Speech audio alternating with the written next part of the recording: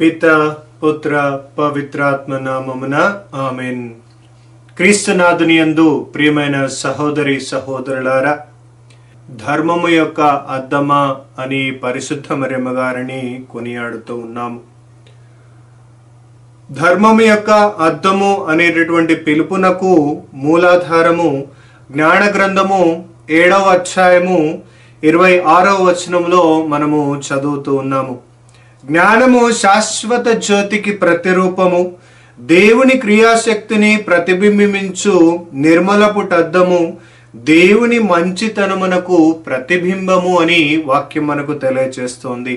అలాగే పునీత పౌలు గారు కొరింథీయులకు రాసినటువంటి మొదటి లేఖ 13వ అధ్యాయము 12వ వచనములో, ఇప్పుడు మనము చూచున్నది అద్దములో కనిపడు ప్రతిబింబము వంటిది అని పలుకుతూ ఉన్నారు. మరి పరిశుద్ధ మరియమ్మ గారిని ధర్మము యొక్క అద్దమా అని కొనియాడటము ద్వారా మనము ఏ విషయాన్ని మరి ప్రపంచానికి చెప్పదలుచుకున్నాము అనేటటువంటి విషయాన్ని ఇప్పుడు మనము గుర్తించుదాము. ధర్మము అనగా న్యాయము లేదా ఖచ్చితత్వాన్ని సూచిస్తూ ఉంది. సన్మార్గ సంబంధమైనటువంటి పుణ్యములలో వివేకము, మనోదృఢత్వము, నిగ్రహము మరి ధర్మము ఉన్నాయి. వీటిలో మనోదృఢత్వము అనేది చిరాకు పరాకుల వలన ఏర్పడేటటువంటి తీవ్రమైనటువంటి భావావేశములను అదుపులో ఉంచడానికి అది తోడ్పడుతూ ఉంది. నిగ్రహము అనేది బుద్ధి వివరమును సక్రమముగా ఉండేలాగున చేస్తూ ఉంది. మరి ఈ మనోదృఢత్వము, నిగ్రహము అనేవి రెండు కూడా మనిషి యొక్క వ్యక్తిత్వాన్ని తెలియచేస్తూ ఉన్నాయి. వివేకము అనేది మనిషి యొక్క మానసిక సామర్థ్యమును మనకు తెలియచేస్తూ ఉంది. కానీ ధర్మము అనేది మనిషి ఇతరులతో మసలుకునేటటువంటి విధానాన్ని మనకు తెలియజేస్తూ ఉంది.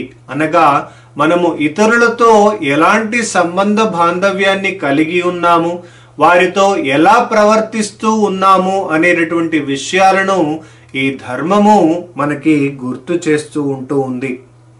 మరి అందుకే యేసుక్రీస్తు ప్రభు మత్తయి సువార్త 5వ అధ్యాయము 6వ వచనములో ఈ విధముగా పలికి ఉన్నారు, నీతి నిమిత్తము ఆకలి దప్పులు కలవారు ధన్యులు, వారు సంతృప్తి పరపబడుదురు అని క్రీస్తు ప్రభు తెలియజేస్తూ ఉన్నారు.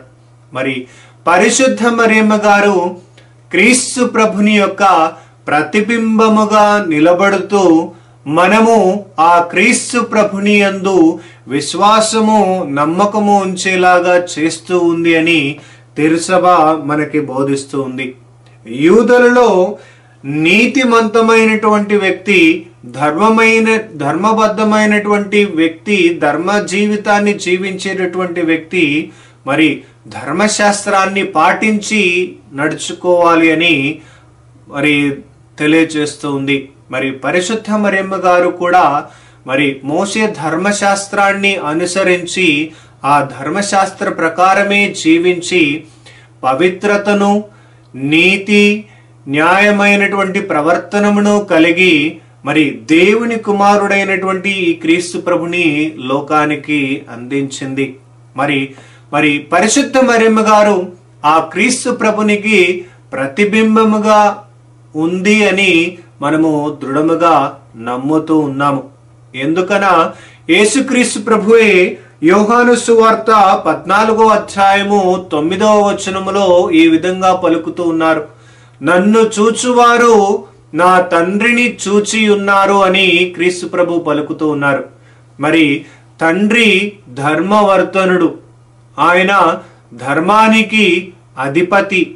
మరి ఆ ధర్మానికి అధిపతి అయినటువంటి దేవుని పోలినటువంటి వ్యక్తి క్రీస్తు ప్రభు. మరి నన్ను చూసిన వాడు తండ్రిని చూసినారు అని క్రీస్తు ప్రభును పలకటం ద్వారా ధర్మవర్తనుడైనటువంటి దేవుణ్ణి మనము క్రీస్తు ప్రభునిలో చూడగలుగుతూ ఉన్నాము అని వాక్యం మనకు వివరిస్తూ ఉంది.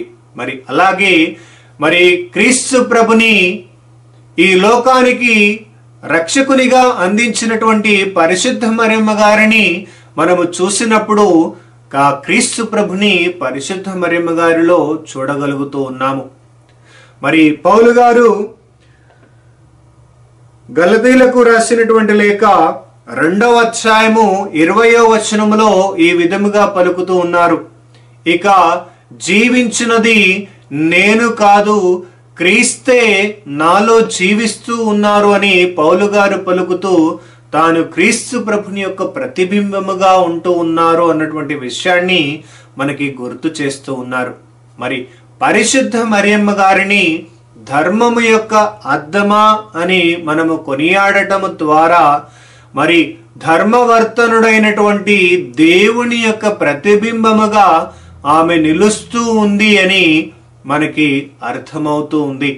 అదే విధముగా పరిశుద్ధ మరియమ్మ గారిని చూసిన ప్రతిసారి కూడా ఆమె మన అందరికీ కూడా ఆదర్శముగా నిలబడుతూ ఉంది.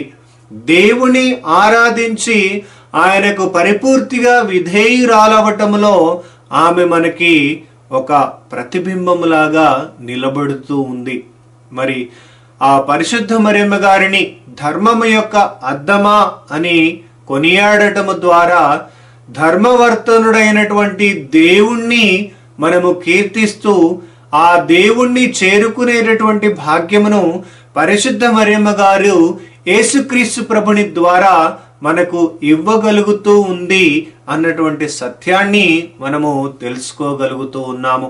కావున మనము నీతిమంతమైనటువంటి జీవితాన్ని మరి ఆమోదయోగ్యమైనటువంటి జీవితాన్ని మంచితనము కలిగినటువంటి జీవితాన్ని జీవిస్తూ పరిశుద్ధ మరియమ్మ గారిని ఆదర్శముగా తీసుకొని ఆ ధర్మవర్తనుడైనటువంటి దేవుణ్ణి ఆరాధించి స్తుతించేటటువంటి భాగ్యమును దయచేయమని మరియ తల్లిని వేడుకుందాము. ఆమెన్. పిత పుత్ర పవిత్రాత్మ నామమున ఆమెన్.